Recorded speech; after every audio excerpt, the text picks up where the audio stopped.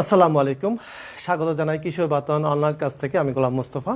আমাদের এই মুহূর্তে হিসাব বিজ্ঞানের শিডিউল অনুযায়ী হিসাব বিজ্ঞানের ক্লাস। সুপ্রিয় শিক্ষার্থীরা যারা এই মুহূর্তে আমাদের সাথে সংযুক্ত হয়েছে সবাইকে স্বাগত জানাই। এরপরে যারা সংযুক্ত হবে তাদেরকেও অগ্রিম স্বাগত। বন্ধুরা, তোমরা জানো আজকে আমাদের একটা নতুন অধ্যায় শুরু করব। আমরা প্রথম দ্বিতীয় অধ্যায় শেষ করেছি। আজকে থেকে আমরা তৃতীয় অধ্যায় শুরু করব। আজকে অধ্যায়টা আমাদের খুব ইম্পর্টেন্ট। বন্ধুরা, আজকে অধ্যায়টা একটু ক্রিটিক্যাল বিষয়, মানে জটিল না, বাট একটু বোঝার বিষয় আছে। কৌশল নিয়ে খুব গুরুত্ব সহকারে এবং মনোযোগ সহকারে ক্লাসটা উপভোগ করতে হবে, নাহলে তোমরা এই অধ্যায়টা খুব ভালোভাবে বুঝবে না। বন্ধুরা, তোমাদের ফ্রেন্ডরা যারা এখনও সংযুক্ত হয় তাদেরকে সংযুক্ত করে নাও এবং তাদেরকে ইনভাইট করো এবং যার যা প্ল্যাটফর্ম থেকে শেয়ার করে দাও। আমরা আজকে যে অধ্যায়টা নিয়ে আলোচনা করব একটু খেয়াল করো বন্ধুরা। আমরা এখানে ব্যবসা প্রতিষ্ঠান দেখছি, সাথে সাথে ব্যাংকও দেখছি। আমরা সাধারণত ব্যবসা প্রতিষ্ঠানের সাথে ব্যাংকের একটা গভীর সম্পর্ক থাকে, কারণ আমরা প্রতিনিয়ত এখন ব্যাংক ছাড়া আমাদের ব্যবসা বাণিজ্যের কথা চিন্তাই করা যায় না। আমরা প্রতিনিয়ত ব্যাংকে টাকা জমা রাখি, আবার ব্যাংক থেকে টাকা উত্তোলন করি, অর্থাৎ আমরা ব্যাংক অ্যাকাউন্টের মাধ্যমে আমরা এই কাজটা সম্পন্ন করে থাকি। কিন্তু আমরা যে ব্যাংকে যে আমরা টাকা রাখি আর ব্যাংক যে আমাদের টাকা রাখে, আমরাও আমাদের ব্যাংকে টাকা রাখা সংক্রান্ত লেনদেন হিসাবভুক্ত করি। ব্যাংকও আমাদের যে টাকা রাখে, আমাদের ইন্ডিভিজুয়াল তারা হিসাবগুলো সংরক্ষণ করে, আমাদের লেনদেনগুলো তারা লিপিবদ্ধ করে। তাহলে কি হবে? তাহলে একটা নির্দিষ্ট তারিখে এসে যদি আমি আজকে চিন্তা করি যে আমার আজকে ব্যাংকে কত আছে, তাহলে আমি যে হিসাবে বইতে হিসাব সংরক্ষণ করি ব্যাংক সংক্রান্ত লেনদেন, তাহলে আমার যে ব্যালেন্স দেখা যাবে। ঠিক যদি ব্যাংকে যে আমি দেখতে চাই যে আমার ব্যাংকে কত ব্যালেন্স আছে, তাহলে কি হবে? একই ব্যালেন্স হওয়ার কথা, কারণ আমি যে টাকা জমা দিই সেটা আমিও রেকর্ড করি, ব্যাংকও রেকর্ড করে। আবার আমি যে টাকা উত্তোলন করি সেটাকে আমিও রেকর্ড করি, ব্যাংকও রেকর্ড করে। তাহলে কি হবে? একটা নির্দিষ্ট তারিখে গিয়ে যদি আমি দেখতে চাই যে আমার ব্যাংকে কত ব্যালেন্স আছে ব্যাংকে গিয়ে, আর আমি যদি দেখতে চাই আমি যে হিসাবে রাখি সেখানে কত ব্যালেন্স আছে, তাহলে দুইটা ব্যালেন্স কী হওয়া উচিত? দুইটা ব্যালেন্স সমান হওয়া উচিত। অর্থাৎ ব্যবসা প্রতিষ্ঠানে যে হিসাব রাখা হয় ব্যাংক সংক্রান্ত, সেখানে যে জের, আর ব্যাংক যে আমাদের টাকা রাখে সেই সংক্রান্ত যে হিসাব, সেগুলো জের যদি আমরা দেখি তাহলে দুইটা জের এক হওয়ার কথা একটা নির্দিষ্ট সময় বা একটা নির্দিষ্ট দিনে। কিন্তু বন্ধুরা, আমরা যারা দেখতে পাই যে এক নির্দিষ্ট তারিখে আমাদের জের এবং ব্যাংক যে আমাদের লেনদেন লিপিবদ্ধ করে তার জের অনেক সময় এক হয় না, অর্থাৎ ব্যালেন্সের মধ্যে গরমিল দেখা যায়। হয়তো ব্যাংকে বলা আছে যে আমরা বলছি যে আমাদের আছে 1,30,000 টাকা, হয়তো ব্যাংক বলতেছে 1,25,000 টাকা, অর্থাৎ একই লেনদেন আমরা লিপিবদ্ধ করি, ব্যাংকও লিপিবদ্ধ করে। তাহলে এক নির্দিষ্ট তারিখে একই পরিমাণ জের হওয়া উচিত ছিল। কিন্তু বাস্তবে প্রায় দেখা যায় যে আমাদের হিসাব অনুযায়ী যে জের থাকার কথা, ব্যাংকের হিসাব অনুযায়ী যে জের পাওয়া যায় তার মধ্যে এক থাকে না বা গরমিল দেখা যায়। বন্ধুরা, আজকে আমাদের আলোচনার বিষয় কি হতে পারে? এটা নিয়ে আমাদের একটা চিন্তার বিষয় যে আমরা টাকা জমা দিই, আমরা টাকা উত্তোলন করি, তা আমাদের জের এবং ব্যাংকের জের এক হওয়ার কথা, কিন্তু যদি এক না হয় ডেফিনেটলি এর একটা বিষয়।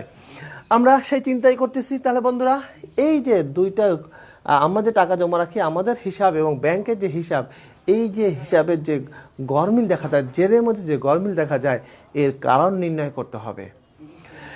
বন্ধুরা, আমরা আজকে আলোচনা বিষয় কি? এখন হয়তো তোমরা ধারণা করতে পারো যে আজকে আমাদের আলোচনার বিষয় হলো ব্যাংক সংক্রান্ত কোনো বিষয় নিয়ে। হ্যাঁ বন্ধুরা, হয়তো তোমরা এরকমই চিন্তা করছো। হ্যাঁ বন্ধুরা, আজকে আমাদের যে আলোচনার বিষয় হলো ব্যাংক সমন্বয় বিবরণী। এই যে দুই হিসাবের মধ্যে যে গরমিল দেখা যায়, সেই গরমিলটা আমরা কারণ খুঁজে বের করার জন্য হিসাব বিজ্ঞানের যে কাজটা করতে হয় তার নাম হলো ব্যাংক সমন্বয় বিবরণী। এটা আমাদের হিসাব বিজ্ঞানের তৃতীয় অধ্যায়। বন্ধুরা, তাহলে আমরা তৃতীয় অধ্যায় শিখব ব্যাংক সমন্বয় বিবরণী। ইংরেজিতে এটাকে বলা হয় ব্যাংক রিকনসিলিয়েশন স্টেটমেন্ট। আশা করি বন্ধুরা তোমরা আমাদের সাথে আছো এবং মনোযোগ সহকারে খেয়াল রাখো। আজকে আলোচনা থেকে আমরা কি শিখতে পারবো বন্ধুরা? আজকে আলোচনা থেকে ব্যাংক সমন্বয় বিবরণী কি আমরা বলতে পারবো। এই ব্যাংক সমন্বয় বিবরণী করতে হলে আমাদের কতগুলো টার্ম জানতে হবে।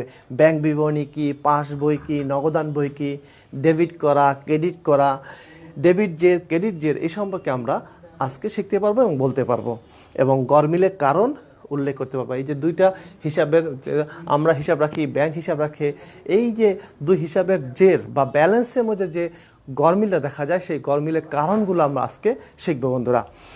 আর চলে যাই আমরা মূল আলোচনায়। আরেকটা শিখবো আমরা ডেবিট মেমোরেন্ডাম এবং ক্রেডিট মেমোরেন্ডাম কি সেটা আমরা বলতে পারবো।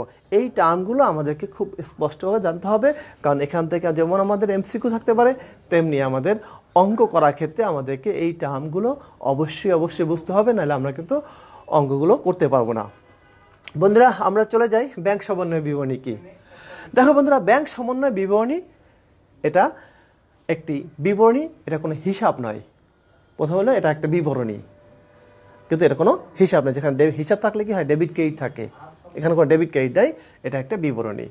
সেকেন্ড হলো নগদান বইয়ের ব্যাংক জের এবং পাস বইয়ের ব্যাংক যে বিবরণীর জেরের পার্থক্যের কারণ জানা যায়। আমরা যে বন্ধুরা ব্যাংক সংক্রান্ত লেনদেন আমরা লিপিবদ্ধ করি, তোমরা নিশ্চয়ই এর আগের অধ্যায়ে পড়ছো নগদান বই, 2 গড়া বা 3 গড়া নগদান বইতে আমরা ব্যাংকে টাকা উত্তোলন করি, উঠাইলে লিপিবদ্ধ করি, ব্যাংকে জমা দিলে লিপিবদ্ধ করি। এই যে ব্যাংক সংক্রান্ত লেনদেন এটা আমরা পাই কোথায়, নগদান বইতে, এটা ব্যবসা প্রতিষ্ঠান রাখে। আর ব্যাংক যে হিসাব রাখে সেটা নিয়ে আমরা আলোচনা করব। এই যে দুই জেরের মধ্যে পার্থক্য পাওয়া যায়, পার্থক্যের কারণগুলো জানা যায় ব্যাংক সমন্বয় বিবরণীর মাধ্যমে। তৃতীয় হলো এটি হিসাব চক্রের কোনো ধাপ নয়। দেখবো যে আমাদের হিসাব চক্র অ্যাকাউন্টিং সাইকেল যে পড়াইছিলাম সেখানে কিন্তু আমাদের ব্যাংক সমন্বয় বিবরণী কোনো নামে কোনো ধাপ নয়, এটা কোনো হিসাব চক্রের ধাপ নয়। এটি প্রস্তুত করা বাধ্যতামূলকও নয়, এটি প্রস্তুত করা বাধ্যতামূলক নয়, অর্থাৎ একদম প্রস্তুত করতেই হবে এমনটা বিষয় নয়। তবে প্রতিষ্ঠানে কিছু সুবিধার জন্য এই ব্যাংক সমন্বয় বিবরণী প্রস্তুত করতে হয়। এরপর হলো এটি প্রস্তুতে হিসাবের খাতা ব্যবহার করা হয় না, বরং আলাদা কাগজে প্রস্তুত করা হয়। একটু সমস্যা হয়ে গেছে, এটা প্রস্তুত করতে কোনো হিসাবে খাতা ব্যবহার করা হয় না, আলাদা একটা কাগজে এই ব্যাংক সমন্বয় বিবরণী প্রস্তুত করা হয়। এবং আমানতকারী ব্যাংক সমন্বয় বিবরণ প্রস্তুত করে। আমানতকারীকে আমরা যারা ব্যাংকে টাকা জমা রাখি, আমরা এদেরকে বলা আমানতকারী। এই আমানতকারী এই ব্যাংক সমন্বয় বিবরণী প্রস্তুত করে, ব্যাংক কিন্তু কখনো ব্যাংক সমন্বয় বিবরণী প্রস্তুত করে না। এবার আসো বন্ধুরা, নগদান বই ও পাস বইয়ের পার্থক্য নির্ণয় করে মিল করা এর মূল কাজ। তাহলে কি হলো যে আমরা নগদান বইয়ের যে আমরা যে নির্ণয় করি, আর ব্যাংক যে আমাদের টাকা রাখে, আমাদের টাকার হিসাব রাখে, এটা ব্যাংক যেখানে হিসাব রাখে সেটাকে বলে পাস বই বা ব্যাংক বিবরণী। তাহলে ব্যাংক বিবরণী যে জের পাওয়া যায় আর নগদান বই যে পাওয়া যায়, এই জেরের পার্থক্যের মিলকরণ করা হলো এর মূল কাজ। পুনঃপ্রকাশকরণ নীতি অনুসারে ব্যাংক সমন্বয় বিবরণী প্রস্তুত করা হয়। বন্ধুরা এই জিনিসটা তোমাদের যা একটু মনে রাখা দরকার, সেটা হলো আমাদের হিসাব বিজ্ঞানে কিছু রীতি এবং নীতি আছে। পরবর্তী একটা অধ্যায় তোমাদের হিসাব বিজ্ঞানের রীতিনীতি নামে একটা অধ্যায় আছে, সেখানে একটা নীতি আছে আমাদের পূর্ণ প্রকাশ করার নীতি। সেখানে তোমাদের এই নীতিগুলো আরও বিশালভাবে বিস্তারিতভাবে বলা হবে। তবে এখন আপাতত শুধু জেনে রাখো যে ব্যাংক সমন্বয় বিবরণী প্রস্তুত করা হয় হিসাব বিজ্ঞানের পূর্ণ প্রকাশকরণ নীতির অনুসরণ করে। এইটা শুধু মনে রাখো, পূর্ণ প্রকাশ করার নীতি কি, এটা রীতি এবং নীতি যে অধ্যায় আছে সেখানে তোমাদেরকে বিস্তারিত বলা হবে। দেখো বন্ধুরা, এখানে একটা এমসিকিউ দেখে নিই। ব্যাংক সমন্বয় বিবরণী কে প্রস্তুত করে? আমরা একটু আগে বলছি যে ব্যাংক সমন্বয় বিবরণী প্রস্তুত করে কে, আমানতকারী, যে ব্যাংক অ্যাকাউন্ট করে, অ্যাকাউন্ট হোল্ডার যে অ্যাকাউন্ট করে সেই অ্যাকাউন্ট হোল্ডার বা তাকে আমানতকারী বলা হয়, অর্থাৎ যে আমানত রাখে, ঠিক আছে, সেই আমানতকারী ব্যাংক বিবরণী প্রস্তুত করে থাকে। তাহলে বন্ধুরা আশা করি তোমরা এই এমসিকিউটা তোমরা ইজিলি অ্যান্সার করতে পারবে যে ব্যাংক সমন্বয় বিবরণী কে প্রস্তুত করে। ঢাকা বোর্ড 2019 সালে এই কোশ্চেনটা এসেছিল। বন্ধুরা প্রত্যেকটা বিষয় কিন্তু খুঁটিনাটি তোমাদেরকে জানতে হবে, না হলে কিন্তু এমসিকিউগুলো কিন্তু করতে পারবে না।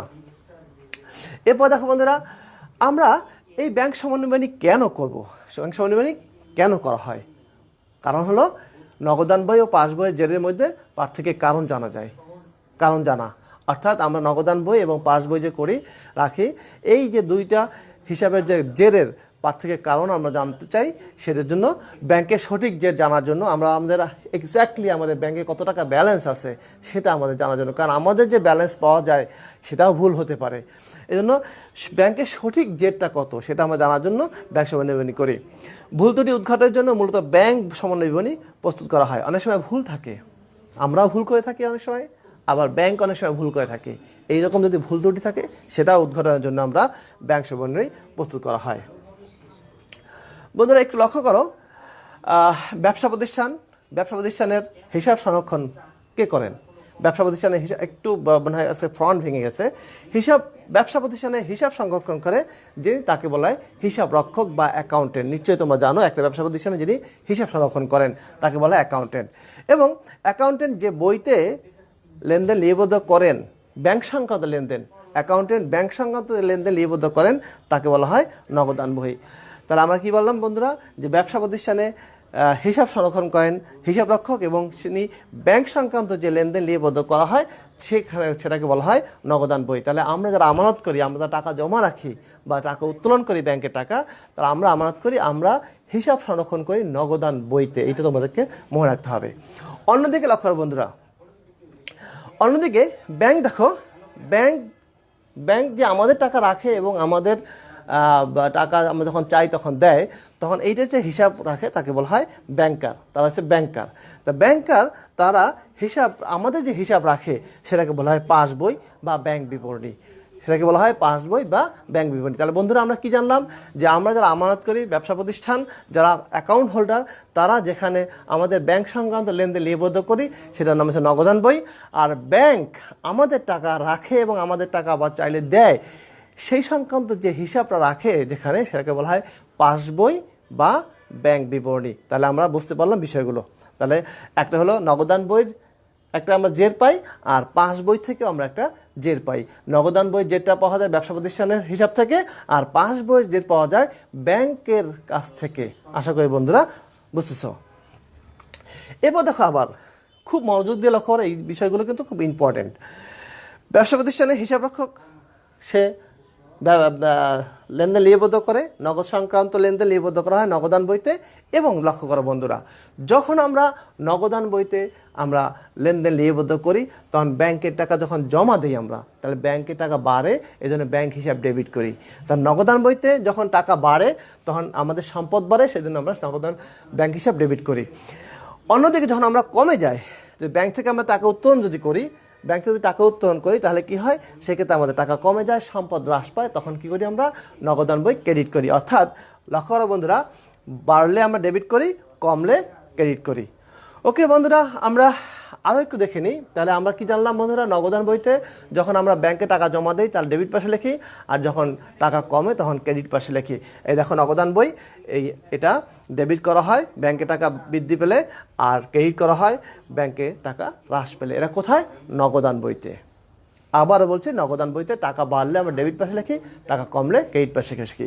কিন্তু বন্ধুরা, ব্যাংক যখন টাকা আমাদের কাছ থেকে জমা নেয়, আমাদের যখন টাকা জমা নেয়, সেই ব্যাংকার যে পাস বইতে বা ব্যাংক বিবরণীতে লিপিবদ্ধ করে, যখন আমাদের কাছে টাকা নেয়, ব্যাংকে টাকা জমা পেলে তাদের দায় বাড়ে। যে আমি যদি টাকা জমা দিই আমার সম্পদ বাড়ে, কিন্তু ব্যাংকে কি বাড়ে? দায় বাড়ে। তাহলে ব্যাংকে দায় বাড়ে বলে আমরা যখন জমা দিই তখন কিন্তু পাস বইতে সেটা ক্রেডিট করে। আমরা যখন টাকা জমা দিই নগদান বইতে ডেবিট করি, পাস বইতে ক্রেডিট করে। আমরা নগদ বইতে ডেবিট করি কেন? কারণ আমাদের সম্পত্তি বাড়ে। আর পাস বইতে ক্রেডিট করে কেন? কারণ ব্যাংক, আমি যখন টাকা জমা দিই তো ব্যাংকের দায় বাড়ে, এই জন্য সে পাস বইতে ক্রেডিট করে। আশা করি বন্ধুরা বুঝতেছো। অন্যদিকে যখন আমরা টাকা উঠাই নিয়ে আসি, টাকা উত্তোলন করি, তাহলে আমাদের সম্পদ কবে, এই জন্য আমরা নগদান বইয়ের ক্রেডিট পাশে লিখি। আর ব্যাংক কী করে? ব্যাংক যেহেতু আমরা টাকা নিয়ে আসলে ব্যাংকের দায় কমে যায়, দায় কমলে আমরা জানি ডেবিট, এই জন্য ব্যাংক তখন পাস বইতে ডেবিট পাশে লেখে। এই বিষয়গুলো কিন্তু তোমাদের খুব মনোযোগ সহকারে বুঝতে হবে। তাহলে এখন দেখো, আমরা যখন পাস বইতে টাকা জমা দেই, যখন আমার টাকা উত্তোলন করি, ব্যাংকের টাকা আমাদের যখন হ্রাস পায়, ব্যাংকের টাকা যখন আমাদের হ্রাস পায়, তখন ব্যাংক পাস বইতে ডেবিট করে। আর যখন আমাদের টাকা বৃদ্ধি পায়, তাহলে ব্যাংক কী করে? তখন সেটা ক্রেডিট করে, অর্থাৎ তখন ব্যাংকের দায় বাড়ে। তাহলে খুব স্পষ্ট বিষয় বন্ধুরা, এই জিনিসটা তোমাদের মনে রাখতে হবে। নগদান বইতে আমরা কী করি? ব্যাংকে যদি টাকা জমা দেই, নগদান বইতে ডেবিট করি, পাস বইতে ক্রেডিট করে। কারণ আমাদের সম্পত্তি বাড়ে, ব্যাংকের দায় বাড়ে, এই জন্য সে ক্রেডিট করে। আমরা যদি টাকা উত্তোলন করি, তাহলে আমাদের সম্পদ হ্রাস পায়, তাহলে আমরা নগদান বইতে ক্রেডিট করি। আর ব্যাংকে কী হয়? ব্যাংকের দায় হ্রাস পায়, এই জন্য সে কী করে? ডেবিট করে। তাহলে বিষয়টা কিন্তু বিপরীত। আমরা ডেবিট করলে ব্যাংক ক্রেডিট করে, আমরা ক্রেডিট করলে ব্যাংক ডেবিট করে। এই বিষয়গুলো কিন্তু আমাদের বুঝতেই হবে। কোনটি ব্যাংক কর্তৃক লিখিত? পাস বই, নগদান বই, প্রাপ্তি প্রদান বই, নগদ প্রদান বই। বন্ধুরা, আমরা জানি যে ব্যাংক কোনটা লেখে। আমরা লিখি নগদান বই, আমরা ব্যাংক সংক্রান্ত লেনদেন লিপিবদ্ধ করি নগদান বইতে। তাহলে ব্যাংক যেটা আমাদের লেনদেন, আমাদের টাকা জমা নেওয়া, অর্থাৎ আমাদের টাকা উত্তোলন, এই সংক্রান্ত যে লেনদেন লিপিবদ্ধ করে সেটা বলে পাস বই বা ব্যাংক বিবরণী। পাস বই বা ব্যাংক বিবরণী। ওকে বন্ধুরা, এরপর আসি আবার নগদান বই। আবার একটু দেখে নিই, নগদান বইতে আমরা কী করে ডেবিট করি কোন পাশে? ডেবিট পাশে টাকা পরিমাণ বেশি থাকলে, হ্যাঁ এবার এবার একটু খুব মনোযোগ দিয়ে লক্ষ্য করো, এই নগদান বইয়ের আমার এই পাশ ডেবিট পাশ, এই পাশ ক্রেডিট পাশ। যদি ডেবিট পাশে যদি টাকা বেশি থাকে তাহলে এটাকে বলি আমরা নগদান বই ডেবিট ব্যালেন্স, যেটা তোমরা খতিয়ানে করে আসছো। আর নগদান বই ডেবিট ব্যালেন্স মানে আমার টাকা জমা আছে, ব্যাংকে টাকা জমা আছে। আর যদি ক্রেডিট পাশ বড় হয়, যদি ক্রেডিট পাশ বড় হয় তাহলে বুঝতে হবে আমার এইটাকে বলা হয় নগদান বইয়ের ক্রেডিট ব্যালেন্স। আর নগদান বইয়ের ক্রেডিট ব্যালেন্স মানে ব্যাংক জমা অতিরিক্ত উত্তোলন। এই জিনিসগুলো কিন্তু তোমাদের মনে রাখতে হবে। তা নগদান বই ডেবিট ব্যালেন্স মানে, নগদান বই ডেবিট ব্যালেন্স মানে আমার ব্যাংকে টাকা জমা আছে, আর নগদান বই ক্রেডিট ব্যালেন্স মানে ব্যাংক জমা অতিরিক্ত উত্তোলন। এই জিনিসটা বুঝতে হবে। বিপরীত দিকে দেখো, পাস বইতে যদি এরকম থাকে, পাস বই যদি পাস বই যখন ডেবিট ক্রেডিট পাস থাকবে, পাস বই যদি ডেবিট পাস বড় হয়, ডেবিট পাসের পরিমাণ বেশি থাকে, তাহলে বলা হয় পাস বই ডেবিট ব্যালেন্স, এবং সেটা কিন্তু ব্যাংক জমা অতিরিক্ত উত্তোলন। নগদান বই যেটা ছিল সে তার বিপরীত। নগদান বইতে ডেবিট ব্যালেন্স বলে ব্যাংক জমা বোঝায়, পাস বই ডেবিট ব্যালেন্স বলতে বোঝায় ব্যাংক জমা অতিরিক্ত উত্তোলন। অন্যদিকে ক্রেডিট ব্যালেন্স যদি হয়, যদি ক্রেডিট পাস বড় হয়, তাহলে বুঝতে হবে এটা ব্যাংকে জমা আছে। অর্থাৎ বন্ধুরা খুব মনোযোগ দিয়ে লক্ষ্য করো, যদি নগদান বই ডেবিট ব্যালেন্স বলে তাহলে বুঝতে হবে নগদের টাকা কম বেশি আছে, অর্থাৎ আমার নগদ ব্যাংক ব্যালেন্স আছে। আর নগদান বইয়ের ক্রেডিট ব্যালেন্স বললে বোঝা যায় ব্যাংক জমা অতিরিক্ত উত্তোলন।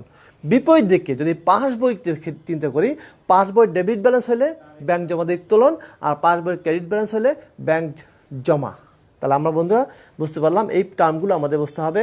যদি বলা হয় নগদান বই ডেবিট করেছে তাহলে বুঝতে হবে আমাদের ব্যাংকে টাকা বাড়ছে, যদি বলা হয় ব্যাংক ডেবিট করেছে তাহলে বুঝতে হবে ব্যাংক তার পাস বইতে আমাদের টাকা কমিয়েছে।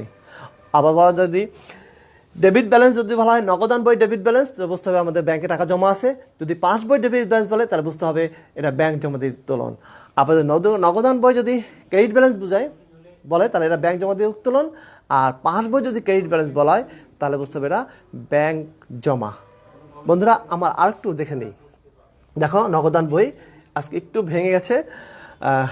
নগদান বই যদি ডেবিট করা হলে ব্যাংকে টাকা বৃদ্ধি পায়, আর ক্রেডিট করা হলে ব্যাংকে টাকা হ্রাস পায়। অন্যদিকে দেখো নগদান বই ডেবিট জের মানে ব্যাংকে জমা, আর নগদান বই ক্রেডিট জের মানে ব্যাংক জমা থেকে একটু উত্তোলন। অন্যদিকে দেখো ব্যাংক বিবরণীর পাস বই যদি ডেবিট করা হয়েছে, যদি পাস বইতে ডেবিট করা হয় তাহলে বুঝতে হবে ব্যাংকে টাকা হ্রাস পাইছে, আর পাস বই যদি ক্রেডিট করা হয় তাহলে ব্যাংকে টাকা বৃদ্ধি পেয়েছে। আর পাস বই বা ব্যাংক বিবরণী ডেবিট জের বলতে বোঝায় ব্যাংক জমা অতিরিক্ত উত্তোলন, আর ক্রেডিট জের বলতে বোঝায় ব্যাংক জমা। আশা করি বন্ধুরা এই বিষয়গুলো তোমাদের ক্লিয়ার হয়ে গেছে। তাহলে আমরা আবার একটু রিভিউ করে নিই বন্ধুরা, যে আমরা নগদান বই যদি ডেবিট করা হয়েছে বললে বুঝতে হবে আমার ব্যাংকে টাকা জমা দিয়েছি, আর নগদান বই ক্রেডিট করা হয়েছে বললে বুঝতে হবে আমরা ব্যাংক থেকে টাকা উত্তোলন করেছি। যদি নগদান বই ডেবিট ব্যালেন্স বলে তাহলে বুঝতে হবে আমাদের ব্যাংকে টাকা জমা আছে, নগদান বই ক্রেডিট ব্যালেন্স বললে বুঝতে হবে ব্যাংক জমা অতিরিক্ত উত্তোলন। অন্যদিকে পাস বই বা ব্যাংক বিবরণী যদি বলা হয় ডেবিট করা হয়েছে তাহলে বুঝতে হবে আমরা ব্যাংক থেকে টাকা উত্তোলন করেছি, আমাদের ব্যাংকে টাকা হ্রাস পেয়েছে। আবার বলা হয় পাস বই যদি ক্রেডিট করা হয়েছে তাহলে বুঝতে হবে আমাদের ব্যাংকে টাকা বেড়েছে। পাস বই যদি ডেবিট ব্যালেন্স বলে তাহলে বুঝতে হবে ব্যাংক জমা অতিরিক্ত উত্তোলন, আর পাস বই যদি ক্রেডিট ব্যালেন্স বলে তাহলে বুঝতে হবে ব্যাংক জমা। ওকে বন্ধুরা, আশা করি এই বিষয়গুলো আমাদের তোমাদের ক্লিয়ার হয়ে গেছে। তোমাদের আশা করি তোমরা এখন নগদান বই কী বুঝতে পারছো, পাস বই বা ব্যাংক বিবরণী কী বুঝতেছো, নগদান বইতে ডেবিট করা কি এটাও বুঝতেছো, নগদান বইতে ক্রেডিট করাও কি এটা বুঝছো। হয়তো নগদান বই ডেবিট ব্যালেন্স এটা বলতে আমরা কি বুঝি, নগদান বই ক্রেডিট ব্যালেন্স বলতে আমরা কি বুঝি, পাস বই ডেবিট ব্যালেন্স বলতে কি বুঝি, পাস বই ক্রেডিট ব্যালেন্স বলতে কি বুঝি। এই বিষয়গুলো যদি আমাদের খুব ক্লিয়ার কনসেপ্ট না থাকে, ক্লিয়ার ধারণা থাকে, তাহলে কিন্তু আমরা ব্যাংক সমন্বয় বিবরণী প্রস্তুত করতে পারবো না। বন্ধুরা একটা এই দেখো ব্যাংক সমন্বয় বিবরণী, ব্যাংক বিবরণী বা পাস বইয়ের ডেবিট উদ্বৃত্ত দ্বারা কী বোঝায়। বন্ধুরা আমরা একটু আগে বলছিলাম পাস বই, এখানে কিন্তু পাস বইটা মাথায় রাখতে হয়। পাস বই ডেবিট ব্যালেন্স কি, নগদান বই ডেবিট ব্যালেন্স মানে ব্যাংক জমা, ব্যাংকে আমার টাকা জমা আছে, আর পাস বই ডেবিট ব্যালেন্স মানে ব্যাংক জমা অতিরিক্ত উত্তোলন। আশা করি বন্ধুরা যেটা আমরা পড়ে এলাম আশা করি তোমরা পারবে। এরপর দেখো পরেরটা আছে ব্যাংক বিবরণী বা পাস বইয়ের ক্রেডিট উদ্বৃত্ত দ্বারা কি বোঝায়। অর্থাৎ আমরা যদি ব্যাংক বিবরণী বা পাস বইয়ের ক্রেডিট উদ্বৃত্ত বলি তাহলে বুঝতে হবে কি, নগদান বইয়ের ক্রেডিট উদ্বৃত্ত মানে ব্যাংক জমা অতিরিক্ত উত্তোলন, পাস বইয়ের ক্রেডিট উদ্বৃত্ত মানে ব্যাংকের জমা আছে আমাদের। আশা করি বন্ধুরা এই বিষয়গুলো তোমরা বুঝতেছ। এরপর দেখো আমরা বন্ধুরা এরপর দেখবো যে আমাদের নগদান বইয়ের যে জের, আমরা বলছিলাম যে একটা নির্দিষ্ট তারিখে নগদান বই যে জের এবং পাস বই বা ব্যাংক বিবরণীর জের এক হওয়ার কথা, কিন্তু বাস্তবে প্রায় দেখা যায় যে একটা নির্দিষ্ট তারিখে নগদান বই জের এবং পাস বই জের এক হয় না। সেক্ষেত্রে এক না হওয়ার কারণগুলো আমাদেরকে জানতে হবে, কারণ এগুলো জানতে পারলেই আমাদের পরবর্তী কাজ করা আমাদের সহজ হবে। তাহলে 5 থেকে কারণগুলো আমরা জানি বন্ধুরা। প্রথমে হলো যে জমাকৃত চেক আদায় হয়নি, এটাকে বলা হয় চেক ইন ট্রানজিট বা পরিবহনাধীন চেক। এটা হচ্ছে এরকম বন্ধুরা যে আমরা কারো কাছ থেকে একটা চেক পেয়েছি, ধরে নাও যে মিস্টার করিমের কাছে 5,000 টাকার চেক পেয়ে ব্যাংকে জমা দেওয়া হলো। তাহলে আমরা যখন করিমের কাছে চেক পেয়ে ব্যাংকে জমা দিই তখন কী করি দেখো বন্ধুরা, দেখো যেমন এরকম আছে দেনাদারের নিকট থেকে চেক প্রাপ্ত হয়, চেক আদায়ের জন্য ব্যাংকে জমা দেওয়া হলো, যা ব্যাংক এখন আদায় করেনি। তাহলে দেখো বন্ধুরা, আমার কোনো দেনাদারের কাছ থেকে টাকা চেক পাইছি, অর্থাৎ মিস্টার করিমের কাছে চেক পেয়েছি, চেক পেয়ে ব্যাংকে জমা দিচ্ছি। তো ব্যাংকে জমা দিলে আমরা কী করি, নগদান বইতে আমরা ডেবিট করি, কারণ আমাদের ব্যাংকে টাকা বাড়ে নগদান বইতে। কারণ আমরা যখন ব্যাংকে চেক জমা দেই কারো কাছ থেকে পেয়ে আমাদের নগদান হিসাব, ব্যাংক হিসাব ডেবিট হয়, এই জন্য আমরা ব্যাংক হিসাবে নগদান বইতে ডেবিট করি। কিন্তু ব্যাংক ওই চেক আদায় করে নেই, অর্থাৎ ব্যাংক কী করবে, ব্যাংক আমি চেক জমা দিলে সেই চেকটা আমি যার কাছে পেয়েছি তার ব্যাংক থেকে এটা কালেকশন করে দেন আমার পাস বইতে লিখবে, এরা কিন্তু লিখবে না যতক্ষণ পর্যন্ত ওই ব্যাংক ওই টাকা কালেকশন না করবে। তাহলে আমরা যে তারিখে হয়তো তার দুই ব্যালেন্স আমরা চেক করতেছি যে আমাদের কত ব্যালেন্স এবং ব্যাংকে কত ব্যালেন্স আছে, সেই তারিখে দেখা গেছে যে এরকম একটা চেক আছে যেটা আমরা কোনো দেনাদারের কাছ থেকে পেয়ে ব্যাংকে জমা দিয়েছিলাম, ব্যাংকে জমা দেওয়ার সময় আমরা নগদান বইতে লিপিবদ্ধ করছি, কিন্তু ব্যাংক ওই তারিখ পর্যন্ত ওই টাকা আদায় করেনি। তাহলে ব্যাংক যদি আদায় না করে, সে পাস বইতে আমরা যারা ডেবিট করি ব্যাংকে সেটা ক্রেডিট করার কথা, সে ব্যাংক ক্রেডিট করেনি। তাহলে আমরা ডেবিট করেছি মানে আমরা টাকা বাড়াইছি, ব্যাংক আমাদের টাকা বাড়ায় নেই, যার ফলে গরমিল হয়ে গেছে। আশা করি বন্ধুরা প্রথমটা বুঝতে পেরেছ। দ্বিতীয় লক্ষ্য করো, দ্বিতীয় হলো ইস্যুকৃত চেক ব্যাংকে উপস্থাপিত হয়নি, বা এটাকে বলা হয় বকেয়া চেক। ইস্যুকৃত চেক কি, মনে করো আমাদের কাছে কেউ টাকা পেত, মিস্টার রহমান আমাদের কাছে 5,000 টাকা পেত, মিস্টার রহমানকে আমরা কী করছি, একটা চেক দিয়েছি। যখন মিস্টার রহমানকে চেক দেওয়া হলো, এরকম যখন লেনদেন হয় তখন আমরা কিন্তু ব্যাংক হিসাব ক্রেডিট করি, কারণ আমাদের ব্যাংকে টাকা কমে যায়। আমরা নগদান বইতে যখন আমরা লিখি তখন কী করি, ব্যাংকে টাকা ক্রেডিট করি, কারণ আমাদের নগদান বইতে টাকা কমে গেছে, ব্যাংকে টাকা কমে গেছে, কারণ ব্যাংকে টাকা কমে গেলে ব্যাংক হিসাব ক্রেডিট হয়। তাহলে ব্যাংক কী করবে, দেখো সেই লোক মিস্টার রহমান সে এখনও গিয়ে আমাদের ব্যাংক থেকে টাকা নেয়নি, সে তার আমাদের ব্যাংকে যে চেক উপস্থাপন করে টাকা নিবে সে টাকা নেয়নি। তাহলে ব্যাংক তো জানে না আমি কাকে চেক দিয়েছি, তাহলে ব্যাংক আমার টাকা কমায়নি।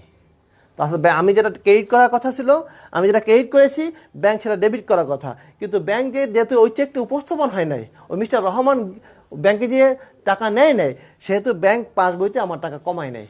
আমি নগদান বইতে কমাইছি কিন্তু ব্যাংক পাস বইতে কমায় নেই। আমরা যখন ব্যাংকে টাকা যখন কমে তখন নগদান বইতে ক্রেডিট করা হয়, আর পাস বইতে কী করা হয়, ডেবিট করা হয়। অর্থাৎ আমরা নগদান বই যেটা করি পাস বই সেটা বিপরীত করে, কারণ ব্যাংকে জমা দিলে এটা আমাদের সম্পদ আমাদের দৃষ্টিকোণ থেকে, কিন্তু ব্যাংক যখন পাস বই রাখে তখন ব্যাংকের দৃষ্টিকোণের সঙ্গে তার এটা দায়, কারণ ওই টাকা আমি পাবো, এই জন্য ব্যাংকের দায়। অর্থাৎ রেকর্ডটা হয় বিপরীত, নগদান বইতে যেটা ডেবিট হয় পাস বইতে সেটা ক্রেডিট হয়, নগদান বইতে যেটা ক্রেডিট হয় পাস বইতে সেটা ডেবিট হয়। ব্যালেন্সটার ক্ষেত্রে উল্টা হয়, নগদান বই ডেবিট ব্যালেন্স বললে পাস বই ক্রেডিট ব্যালেন্স বোঝা যায়, আর নগদান বই ক্রেডিট ব্যালেন্স মানে পাস বই ডেবিট ব্যালেন্স। ওকে বন্ধুরা, আশা করি বুঝতেছো যে ইস্যুকৃত চেক ব্যাংকে উপস্থাপিত হয়নি, অর্থাৎ আমরা কোনো আমাদের পাওনাদারকে আমরা চেক দিয়েছি, চেক দেওয়ার সময় আমরা নগদান বইতে টাকা কমাই দিয়েছি, কিন্তু ওই পাওনাদার আমাদের ব্যাংক থেকে টাকা নেয়নি, যার ফলে ব্যাংক কমায়নি, যার ফলে দুই হিসাবের মধ্যে দুই ব্যালেন্সের মধ্যে গরমিল দেখা গেছে। থার্ড দেখো, ব্যাংক কর্তৃক সরাসরি পরিশোধ। অনেক সময় ব্যাংক কী করে যে আমাদের পক্ষে কাউকে টাকা দেয়, আমাদের যদি আগে ইনস্ট্রাকশন থাকে যে আমাদের অমুক জায়গা থেকে যদি চেক আসে তুমি তাৎক্ষণিকভাবে পরিশোধ করে দেবা, এরকম যদি থাকে যে এরকম ইনস্ট্রাকশন থাকে, তাহলে ব্যাংক আমাদের পক্ষেই কাজটা করে, ব্যাংক সরাসরি পরিশোধ করে দেয়, যেহেতু আমাদের আগে ইনস্ট্রাকশন দেওয়া থাকে। তাহলে এরকম কিছু বিষয় ব্যাংক পরিশোধ করে দেয় সরাসরি, কিন্তু আমরা হয়তো অক্ষেয়ালতে জানানে বা ব্যাংককে যতক্ষণ পর্যন্ত না জানাবে ততক্ষণ পর্যন্ত আমরা রেকর্ড করি না যে হ্যাঁ ব্যাংক পরিশোধ করছে। এরকম ব্যাংক কর্তৃক যদি সরাসরি পরিশোধ করে দেয়, যেমন ব্যাংক অনেক সময় গ্রাহকের পক্ষে গ্রাহকের পাওনাদারকে বা বিভিন্ন বিল পরিশোধ করে থাকে, গ্রাহকের পক্ষে আমার কোনো পাওনাদারকে বা আমার কোনো বিল আসলেই সেটা পরিশোধ করে দেয়, এটা আগে ইনস্ট্রাকশন দেওয়া ছিল। তাহলে আমরা যখন এই ধরনের বিল ব্যাংক সরাসরি পরিশোধ করছে, আমরা নগদান বইতে লিপিবদ্ধ করি নাই, কিন্তু ব্যাংক কী করছে, যেহেতু পরিশোধ করছে ব্যাংক সেটা আমাদের সে ডেবিট করেছে, কারণ আমাদের ক্রেডিট করার কথা ছিল, আমরা ক্রেডিট করি না, কিন্তু ব্যাংক থেকেই এটা ডেবিট করেছে। তাহলে কী হয়েছে, ব্যাংকের পাসবইতে টাকা কমে গেছে, কিন্তু নগদান বইতে আমরা টাকা কমাই নাই, যার ফলে দুই হিসাবের গরমিল দেখা গেছে। এবার দেখো ব্যাংক কর্তৃক ধার্যকৃত চার্জ। অনেক সময় ব্যাংক যে আমাদের পক্ষে নানান রকম কার্যক্রম সম্পন্ন করে, এই যে আমাদের টাকা জমা রাখে, আমাদের বিল পরিশোধ করে, আমাদের পাওনাদারকে পরিশোধ করে, এই জন্য করে কি একটা বছরের শেষে বা 6 মাস পরে পরে আমাদের কাছ থেকে কিছু চার্জ কেটে নেয়, কিছু টাকা নেয় সার্ভিস চার্জ হিসাবে। যখন ব্যাংক যখন এই চার্জগুলো নেয় তখন কিন্তু আমাকে জানায় না, যে আমি জানতে পারি কখন, যখন কাটার পর যখন আমি স্টেটমেন্ট নিয়ে আসি ব্যাংক থেকে, যখন আমরা স্টেটমেন্ট নিয়ে আসি তখন জানতে পারি। এরকম ব্যাংক যদি কিছু চার্জ করে তখন কী করে, আমাদের অ্যাকাউন্ট থেকে টাকা কমায় নেয়। যখন অ্যাকাউন্ট থেকে টাকা কমায় তখন কিন্তু আমরা নগদান বইতে আমরা জানতাম না, যার ফলে আমরা নগদান বইতে এটা করি নাই, লিপিবদ্ধ করি নাই, কিন্তু ব্যাংক থেকে আমার টাকা কমাই ফেলছে। আমাদের নগদান বইতে কমানো কথা ছিল, কিন্তু আমরা কমাই নাই, কিন্তু ব্যাংক কমিয়ে ফেলছে। যার ফলে কী হচ্ছে, যে দুই হিসাবের জেরের মধ্যে গরমিল দেখা দিবে। তাহলে বন্ধুরা আরও আসি অপর্যাপ্ত তহবিল চেক। এটা হচ্ছে এরকম যে অনেক সময় আমরাও চেক দেই, আবার আমরা অনেক সময় চেক পাইও। তাহলে আমরা যখন অপর্যাপ্ত নন সাফিসিয়েন্ট ফান্ড চেক, এটা তোমাদেরকে জানা দরকার, NSF চেক বলে এটাকে, NSF নন সাফিসিয়েন্ট ফান্ড। এটা হলো যে এরকম যে ব্যাংক অ্যাকাউন্টে পর্যাপ্ত ব্যালেন্স না থাকায়, ব্যাংকের অ্যাকাউন্টে পর্যাপ্ত ব্যালেন্স না থাকায় যদি চেক প্রত্যাখ্যান হয়, চেক ফেরত আসে, এটাকে বলা হয় NSF চেক বা নন সাফিসিয়েন্ট ফান্ড চেক। এরকম যে নন সাফিসিয়েন্ট পাওনাদারকে ইস্যুকৃত চেক, আমরা কোনো পাওনাদারকে চেক দিয়েছিলাম, কিন্তু সেই পাওনাদার যখন চেক দেই তখন কী করি, আমরা নগদান বইতে টাকা কমাই দিই, কিন্তু ওই পাওনাদার যখন ব্যাংকে কাছে যায় দেখে যে আমাদের অ্যাকাউন্টে টাকা নাই, যার ফলে চেক প্রত্যাখ্যান হয়ে আসছে। তা প্রত্যাখ্যান আসলে ব্যাংক তো পরিশোধ করে নাই, কিন্তু আমরা যখন চেক দিয়েছি আমরা নগদান বই থেকে টাকা কমাই দিয়েছি, কিন্তু ব্যাংক যেহেতু পরিশোধ করে না নন সাফিসিয়েন্ট ফান্ডের কারণে, সেহেতু ব্যাংক কমায়নি। তাহলে আমরা নগদান বইতে টাকা কমাই দিয়েছি, কিন্তু ব্যাংক টাকা কমায়নি, যার ফলে কী হয়েছে, দুই হিসাবের মধ্যে, দুই বইয়ের মধ্যে, অর্থাৎ নগদান বই এবং পাস বইয়ের যে ব্যালেন্স, সেই ব্যালেন্সের মধ্যে গরমিল হয়ে গেছে। এরপর অনেক সময় ব্যাংক সরাসরি যেমন পরিশোধ করে, সরাসরি ব্যাংক আদায় করে, অর্থাৎ আমার অ্যাকাউন্টে যদি কেউ টাকা জমা রাখে তাহলে ব্যাংক সে সরাসরি নিয়ে নেয়। তাহলে এরকম কিছু সরাসরি আদায় করছে ব্যাংক। তো যদি সরাসরি ব্যাংক আদায় করে তাহলে ব্যাংক কী করবে, আমার টাকা বাড়াবে, আমার টাকা সে বাড়াই রাখছে, অর্থাৎ আমার টাকা বাড়লে সে পাস বইতে ক্রেডিট করে। কিন্তু এই যে সরাসরি আদায় করছে এটা আমরা জানতাম না, যার ফলে আমরা নগদান বইতে আমাদের ডেবিট করার কথা ছিল, কিন্তু নগদান বইতে আমরা ডেবিট করি নাই। কিন্তু ব্যাংক সে ঠিকই ক্রেডিট করছে, আমার টাকা বাড়াইছে, কিন্তু নগদান বইতে ডেবিট করার কথা ছিল সেটা আমরা করি নাই, যার ফলে ওই নির্দিষ্ট তারিখে এসে দেখতেছি যে তাদের দুই হিসাবের মধ্যে গরমিল দেখা গিয়েছে। এর পাশে বন্ধুরা ব্যাংক কর্তৃক মঞ্জুরকৃত সুদ মঞ্জুর। আচ্ছা, এটা হলো এরকম যে আমরা যেমন ব্যাংক চার্জ করে যেরকম টাকা, এরকম আমরা যদি ব্যাংকে টাকা, একসময় ব্যাংক আমাদের সার্ভিস দেয়, এজন্য চার্জ করে, আবার ব্যাংক আমাদের সুদ দেয়ও। যখন আমাদের টাকা ব্যাংকে জমা থাকে, সেই জমাকৃত টাকার উপরে ব্যাংক সুদ দেয়, এটা বলে মঞ্জুরকৃত সুদ। যখন ব্যাংক সুদ দেয় তখন কি করে, সে আমার টাকা বাড়াই রাখে, তো পাসবইতে ক্রেডিট করে, কিন্তু এই যে সুদ দিচ্ছে হয়তো আমি জানতাম না, আমি ডেবিট করি না, আমার ডেবিট করার কথা ছিল, আমি ডেবিট করি নাই। তাহলে পাস বইতে আমার টাকা বেড়ে গেছে, কিন্তু নগদান বইতে আমি টাকা বাড়ানো হয় নাই, যার ফলে দুই হিসাবের মধ্যে, দুই বইয়ের মধ্যে আমাদের গরমিল, জেরের মধ্যে গরমিল হবে। এবার ব্যাংকের ভুল। অনেক সময় ব্যাংক ভুল করে, ভুল দুই ধরনের হতে পারে, ব্যাংকের পক্ষে হতে পারে, আমাদের পক্ষেও ভুল হতে পারে। ব্যাংক অনেক সময় ভুল করতে পারে, যেমন 5,000 টাকার জায়গায় সে পোস্টিং ভুলে 500 টাকা দিয়েছে, অথবা 50,000 টাকার জায়গায় 500 টাকার জায়গায় 50,000 টাকা, এরকম ভুল পোস্টিং হতে পারে, পরবর্তীতে ধরা পড়ে অবশ্য। এরকম যদি ভুল পোস্টিং হয় সেক্ষেত্রেও আমাদের নগদান বই এবং পাস বইয়ের জেরের মধ্যে গরমিল হতে পারে। এই ভুল যেমন ব্যাংকে ভুল হতে পারে, এখানে আমানতকারী যারা ব্যাংকে টাকা জমা রাখি বা আমরা টাকা উত্তোলন করি, আমরা নগদান বইতে ভুল করতে পারি। হয়তো দেখা গেছে 5,000 টাকার চেক দেওয়া হয়েছে, কিন্তু লিখে রাখছি 500 টাকা হতে পারে, অথবা 5,000 টাকার চেক দিয়েছি, লিখে রাখছি 50,000 টাকা। তো এরকম আমাদের ভুল হতে পারে। আমাদের ভুল হলে সেক্ষেত্রেও নগদান বই এবং পাস বইয়ের মধ্যে, পাস বই যে জেরের মধ্যে গরমিল হতে পারে। বন্ধুরা আমরা দেখলাম যে কি কারণে আমাদের নগদান বইয়ের জের এবং পাস বইয়ের জেরের মধ্যে পার্থক্য হয়। মূলত হয় যে ম্যাক্সিমাম ক্ষেত্রে দেখা যায় কিছু লেনদেন ব্যাংক রেকর্ড করে, ওই লেনদেন হয়তো আমরা রেকর্ড করি না, আমরা আবার কিছু লেনদেন রেকর্ড করি যেটা ব্যাংক রেকর্ড করে নাই, অথবা এমন কিছু আছে শুধু ব্যাংক রেকর্ড করছে, আমরা রেকর্ড করি নাই, আমরা রেকর্ড করছি, ব্যাংক রেকর্ড করে নাই। এরকম কিছু কারণেই মূলত নগদান বৈজ্যের এবং পাস বৈজ্যের মধ্যে ডিফারেন্স হয়। এখন বন্ধুরা আমাদের এই ডিফারেন্সগুলো, আমাদের কারণগুলো জানতে হবে এবং কারণগুলো ডিফারেন্সগুলো মিলকরণ করতে হবে। অন্যথায় ব্যাংকের টাকা যদি গরমিল হয় তাহলে সেটা কিন্তু উদ্ধার করা কঠিন হয়ে দাঁড়ায়। এই জন্য প্রত্যেকটা প্রতিষ্ঠান যারা বড় বড় প্রতিষ্ঠানগুলো বিশেষ করে তারা কি করে, প্রত্যেক মাসের শেষ তারিখে তারা ব্যাংকে গিয়ে ব্যাংক থেকে একটা স্টেটমেন্ট আনে যে আমার কী টাকা ব্যাংকে জমা হয়েছে, কী টাকা ব্যাংক থেকে উত্তোলন করেছি।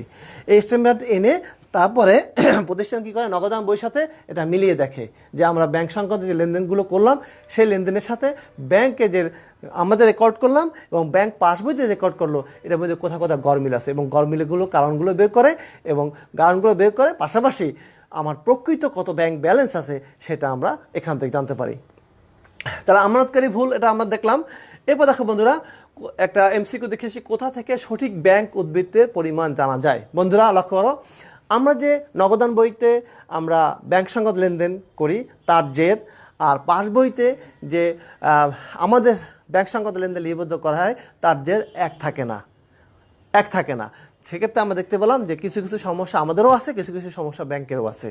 অর্থাৎ আমাদের দৃষ্টিকোণ থেকেও প্রকৃত ব্যাংক ব্যালেন্স আমাদের জানা থাকে না, আর পাস বইয়ের ব্যালেন্স দিয়েও কিন্তু আমরা প্রকৃত ব্যাংক ব্যালেন্স আমরা জানতে পারি না।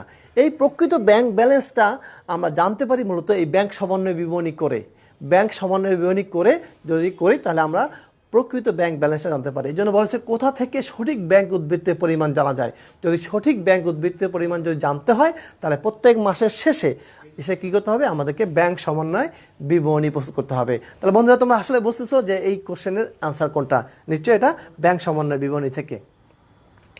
আরেকটা দেখি আমরা বন্ধুরা, ব্যাংক সমন্বয় বিবরণীর মূল কাজ কি।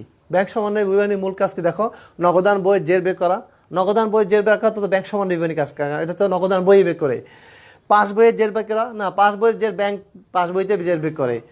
নগদান বই ও পাস বইয়ের গরমিল বের করা, হ্যাঁ এটা হতে পারে। গরমিল বের করা না, মূলত প্রধান কাজ গরমিল বের করেই তারপর যে কারণে নগদান বই ও পাস বইয়ের গরমিল নির্ণয় করে মিলকরণ করা। এই যে নগদান বই এবং পাস বইয়ের গরমিল নির্ণয় করে মিলকরণ করা রকম হচ্ছে মূলত ব্যাংক সমন্বয় বিবরণীর মূল কাজ। আর ব্যাংক সমন্বয় এই কাজটা করতে গিয়ে আমাদের গরমিলের কারণগুলো বের করতে হয়। তাই ব্যাংক সমন্বয় বিবরণী করতে গিয়ে আমাদেরকে কিন্তু গরমিলের কারণ বের করতে হয়। আর এই গরমিল কারণ নির্ণয় করে আমরা যখন মিলকরণ কাজটা করি তখন হবে ব্যাংক সমন্বয় বিবরণী। বন্ধুরা পরবর্তী ক্লাসেই তোমরা কীভাবে ব্যাংক সমন্বয় বিবরণীর মিলকরণটা করা হয় সেটা আমরা শিখাবো। ওকে, এরপর দেখো বন্ধুরা আরও কিছু এমসিকিউ দেখো, কোন নীতি অনুসরণ করে ব্যাংক সমন্বয় বিবরণী প্রস্তুত করা হয়। বন্ধুরা আমি প্রথমের দিকেই বলেছিলাম যে আমরা হিসাব বিজ্ঞানে কিছু নিয়ম কানুন রীতিনীতি যেটা আমাদের সমাজে আমাদের মধ্যে প্রচলিত আছে, এরকম কিছু হিসাব বিজ্ঞানে কিছু রীতিনীতি আছে। সেই রীতিনীতি নিয়ে তোমাদের আলাদা একটা চ্যাপ্টার আছে। সেই চ্যাপ্টারে একটা নীতি হয়েছে পূর্ণ প্রকাশকরণ নীতি। এটা আমি বলে নিই, যেটা হলো আমাদের সব কিছু একটা ব্যবসা প্রতিষ্ঠানের যে সমস্ত বিষয়গুলো সবার জানা দরকার সেটা প্রকাশ করতে হবে, কোনো কিছু গোপন রাখা যাবে না, গুরুত্বপূর্ণ কোনো কিছু গোপন রাখা যাবে না। সেই শর্ত অনুযায়ী আমাদেরকে প্রত্যেক মাসের শেষে আমরা সাধারণত এই শর্ত অনুযায়ী প্রত্যেক মাসের শেষে সাধারণত আমরা ব্যাংক সমন্বয় বিবরণী প্রস্তুত করে থাকি। এটা কিন্তু খুব একটা মৌলিক কোশ্চেন। এই ধরনের কোশ্চেনগুলো সাধারণত ইউনিভার্সিটি ভর্তি পরীক্ষা আসে। তাহলে আমরা কোন নীতি অনুযায়ী আমরা ব্যাংক সমন্বয় বিবরণী প্রস্তুত করি? বন্ধুরা তোমরা বুঝতেছো যে পূর্ণ প্রকাশকরণ নীতি অনুযায়ী আমরা ব্যাংক সমন্বয় বিবরণী প্রস্তুত করে থাকি। এবার বন্ধুরা আমরা কতগুলো টার্ম আমাদের আরও জানতে হবে। সেটা হলো ডিসঅনার চেক। তোমরা হয়তো শুনেছ অনেকে ডিসঅনার চেক আর এনএসএফ চেক, এই দুইটার মধ্যে পার্থক্য তোমাদের জানতে হবে। বন্ধুরা দেখো ডিসঅনার চেক কি। ডিসঅনার চেক হলো এরকম যে আমরা যখন কোনো চেক দেই, চেকের ঘষা মাজার কারণে, কাটাকাটির কারণে বা স্বাক্ষর মিল না হওয়ার কারণে, তারিখ মিল না হওয়ার কারণে, এই সমস্ত কারণে যদি চেক ফেরত আসে এটাকে বলে ডিসঅনার চেক। আমি আবার বলছি, লেখার কারণে, কাটাকাটির কারণে, স্বাক্ষর মিল না হওয়ার কারণে অথবা তারিখ না মেলার কারণে যদি কোনো চেক ফেরত আসে এটা বলে ডিসঅনার চেক। আশা করি বন্ধু বুঝছো যে ডিসঅনার চেক হলো চেকে কাটাকাটি, স্বাক্ষরে মিল না হওয়া, তারিখের সমস্যা ইত্যাদি কারণে ব্যাংক থেকে চেক ফেরত আলে তাকে বলে ডিসঅনার চেক। আশা করি বন্ধুরা ডিসঅনার চেক বুঝতেছো। এরপর আসে আমাদের এনএসএফ চেক বলছি আমরা, এটাও চেক ফেরত আসে। এনএসএফ চেকের ফলেও কিন্তু চেক ফেরত আসে, নন সাফিসিয়েন্ট ফান্ড। অর্থাৎ যদি শুধুমাত্র ব্যাংকে যদি ব্যাংকের ফান্ড ঘাটতি থাকে, সেই ঘাটতি ফান্ডের কারণে যদি কোনো চেক ফেরত আসে, তাহলে কি বলে আমরা এনএসএফ চেক বা নন সাফিসিয়েন্ট ফান্ড চেক। শুধু ব্যাংকে পর্যাপ্ত টাকা বা ফান্ড না থাকায় ব্যাংক চেক ফেরত দিলে একে এনএসএফ চেক বলে। তাহলে বন্ধুরা তোমরা বুঝতেছো এনএসএফ চেক কি এবং ডিজনার চেক কি। আমি আবার বলতেছি, এটা কিন্তু আমরা সবসময় মনে করি যে চেক ফেরত আসলেই চেকটা ডিজনার হয়, না, এরকম না। কিন্তু তোমরা যেহেতু কমার্স স্টুডেন্ট, তোমাদেরকে বিষয়গুলো ক্লিয়ার থাকতে হবে। চেক ফেরত কী কারণে আসছে, যদি লেখার কারণে হোক, ঘষামাজার কারণে হোক, তারিখের সমস্যার কারণে হোক, স্বাক্ষর মিল না কারণে হোক, এরকম কারণে যদি চেক ফেরত আসে, এটা বলে ডিজনার চেক। আর শুধুমাত্র আমার পর্যাপ্ত ব্যাংকের অ্যাকাউন্টে টাকা না থাকায় যদি চেক ফেরত আসে, সেই চেককে বলা হয় এনএসএফ চেক বা নন সাফিসিয়েন্ট ফান্ড চেক। আশা করি বন্ধুরা এই বিষয়গুলো তোমাদের আর সমস্যা হবে না। দেখো বন্ধুরা, একটা এমসিকিউ আসে, দেখো 2019 সালের রাজশাহী বোর্ডে এনএসএফ এর পূর্ণরূপ কি? নন সাফিসিয়েন্ট ফান্ড। দেখো তোমরা অনেক সময় কিন্তু স্পেলিংয়ে কিন্তু চেঞ্জ থাকে, সাফিসিয়েন্ট ফান্ড, ঠিক আছে? সাফিসিয়েন্ট বানান দেখো, এখানে সাফিসিয়েন্ট ফান্ড, এখানে সাফিসিয়েন্ট, এখানে কিন্তু মানে স্পেলিংয়ে কিন্তু অনেক সময় অপশনে ভুল থাকে। অর্থাৎ তোমাদের নট সাফিসিয়েন্ট ফান্ড এই স্পেলিংটাও তোমাদেরকে ভালোভাবে জানতে হবে। তোমরা দেখো এখানে আমাদের নট সাফিসিয়েন্ট ফান্ড, এটা আমাদের অপশনটা ঠিক নাই, নট সাফিসিয়েন্ট ফান্ড, এইটা হবে আমাদের রাইট আনসার। ওকে বন্ধুরা, আমরা আরও দু একটা জিনিস আমরা শিখে নিই। একটা হলো এগুলো আমাদের লাগবে, ডেবিট মেমোরেন্ডাম এবং ক্রেডিট মেমোরেন্ডাম। এগুলো আমাদের জানতে হবে, কারণ আমাদের তো মৌলিক যে বিষয়গুলো জানা আমরা আজকে ক্লাসে শেষ করলাম, আগামী ক্লাসে আমরা মূল অঙ্কে চলে যাবো। আমরা ডেবিট মেমোরেন্ডাম দেখো, যে অঙ্কে বলা হয় ডিএম। ডেবিট মেমোরেন্ডাম হলো ব্যাংক যেসব কারণে সরাসরি আমানতকারীর টাকা, আমাদের জমা টাকা হ্রাস করে, তার তথ্য জানিয়ে আমানতকারীকে যে বিবরণী প্রেরণ করে তাকে বলা হয় ডেবিট মেমোরেন্ডাম।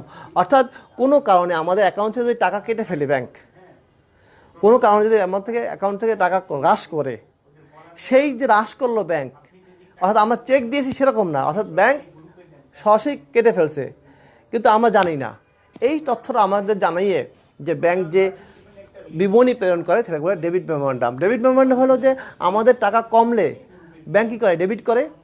আমাদের টাকা যদি কোনো কারণে ব্যাংকে থেকে টাকা কমে যায়, তাহলে ব্যাংক পাসবইতে এটা ডেবিট করে। এই যে কোনো কারণে যদি আমাদের টাকা সে হ্রাস করে, সেই তথ্য জানিয়ে যে আমাদেরকে যে বিবরণী প্রেরণ করে, এটা বলে ডেবিট মেমোরেন্ডাম। যেহেতু ব্যাংক ডেবিট করেছে, এই জন্য ডেবিট মেমোরেন্ডাম। তাহলে কী করে, ব্যাংক সরাসরি যদি পরিশোধ করে, ব্যাংক যদি সুদ কেটে রাখে, ব্যাংক যদি সুদ চার্জ করে, বা ব্যাংক যদি আমাদের টাকা যদি সরাসরি কাউকে পরিশোধ করে, অথবা কোনো বিল প্রত্যাখ্যান হয়, এই সংক্রান্ত যেখানে আমাদের ব্যাংকে টাকা কেটে রাখছে, এই সংক্রান্ত আমরা জানি না। এই সংক্রান্ত বিষয়গুলো আমরা যে ব্যাংক আমাদেরকে আবার আলাদা বিবরণী পাঠায়। তাহলে যেহেতু ব্যাংক এই টাকা কেটে রাখায় আমাদের পাসবইতে কী হয়, ডেবিট করে সে। এই ডেবিট সংক্রান্ত আইটেমগুলো যখন পাঠায়, এটার নাম হয়েছে ডেবিট মেমোরেন্ডাম। ঠিক বিপরীতভাবে ক্রেডিট মেমোরেন্ডাম কি, যদি ব্যাংক যদি কোনো দিক থেকে আমাদের টাকা বাড়ায়, বা কোনো কারণে আমাদের টাকা যদি ব্যাংকের টাকা বৃদ্ধি পায়, তাহলে সেই তথ্য জানিয়ে ব্যাংক যদি আমাদের টাকা বৃদ্ধি পায়, তাহলে ব্যাংক কী করে, পাসবইতে ক্রেডিট করে। তাহলে যে সমস্ত কারণে আমাদের টাকা সরাসরি ব্যাংকের টাকা বাড়ছে, সেই সমস্ত তথ্য জানিয়ে যে ব্যাংক আমাদেরকে বিবরণী প্রেরণ করে, এটা বলে ক্রেডিট মেমোরেন্ডাম। ক্রেডিট মেমোরেন্ডাম কেন, কারণ ওটা ক্রেডিট পাশে বসে বিদায়, ক্রেডিট পাশে আইটেম সংক্রান্ত বিষয় যে আমাদেরকে তথ্য জানায়, এটা হচ্ছে ক্রেডিট মেমোরেন্ডাম। দেখো বন্ধুরা, ক্রেডিট মেমোরেন্ডাম হলো ব্যাংক যে কারণে সরাসরি আমানতকারী জমা বাড়ায়, তার তথ্যাদি দিয়ে বিবরণী আমানতকারীকে প্রেরণ করে, তাকে বলা হয় ক্রেডিট মেমোরেন্ডাম। এবং সেটা হলো ব্যাংক সুদ মঞ্জুর করে, ব্যাংক আমাদের সুদ দেয়, সরাসরি আমার টাকা বাড়াই দেয়, অথবা আমানতকারীর পক্ষে সরাসরি আদায় করে। অর্থাৎ আমার টাকা কোনো লোকের কাছে আদায় করে সরাসরি, আমি জানি না। এই যে আদায় করলে বা আমার ব্যাংকে টাকা বাড়লে পাসবইতে কী করা হয়, ক্রেডিট পাশে লেখা হয়। পাসবইতে ক্রেডিট পাশে লেখা হয়, এই ক্রেডিট সংক্রান্ত আইটেমটা যখন আমাদেরকে জানায়, তখন এটাকে বলা হয় ক্রেডিট মেমোরেন্ডাম। বন্ধুরা, আমরা আজকে যে বিষয়গুলো জানলাম সেগুলো হলো ব্যাংক সমন্বয় বিবরণী কী, আমানতকারীকে, ব্যাংকারকে, হিসাব রক্ষককে, আমরা জানলাম পাসবই কী, আমরা জানলাম নগদান বই কী, পাস বইতে ডেবিট করলে সেটা কি হয়, পাস বইতে নগদ বইতে ডেবিট করলে কি হয়, নগদ বই ডেবিট ব্যালেন্স বলতে আমরা কি বুঝি, নগদ পাস বই ডেবিট ব্যালেন্স বলতে কি বুঝি, এবং ডেবিট মেমোরেন্ডাম, ক্রেডিট মেমোরেন্ডাম এগুলো জানলাম। পাশাপাশি আমরা জানলাম কি কারণে আমাদের নগদান বইয়ের যে ব্যাংক ব্যালেন্স এবং পাস বইয়ের যে ব্যালেন্স, এই ব্যালেন্সের মধ্যে যে গরমিল হয়, এই ব্যালেন্স একই ব্যালেন্স হওয়ার কথা, একটা নির্দিষ্ট তারিখে একই ব্যালেন্স হওয়ার কথা ছিল, কিন্তু যে এই দুই ব্যালেন্সের মধ্যে যে গরমিল হয়, এই গরমিল আমার কেন হয় সেটা আমরা জানলাম। বন্ধুরা, আগামী ক্লাসে আমরা একটা পরিপূর্ণ একটা অঙ্ক করার চেষ্টা করব। আশা করি সবাই উপস্থিত থাকবে। সে পর্যন্ত সবাই ভালো থাকো। আগামীকাল ঠিক 10টায় আবার তোমাদের সাথে দেখা হবে। সে পর্যন্ত ভালো থাকো, সুস্থ থাকো, নিরাপদে থাকো। আসসালামু আলাইকুম।